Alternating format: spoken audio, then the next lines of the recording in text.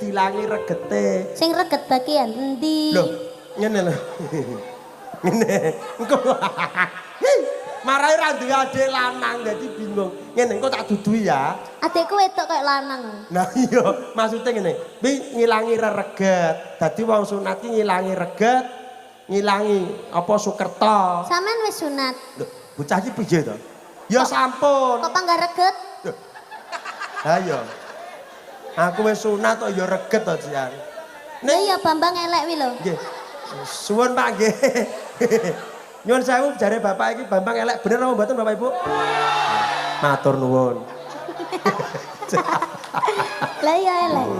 Namanya Dek? Dek Nathan Aiden Prasetyo. Dek Nathan Eden Prasetyo. Nah, saking ngefane karo sampean kok. Sini nak, foto dulu nak. Sini nak. Yo ngalah anake juragan kok sandale jepit.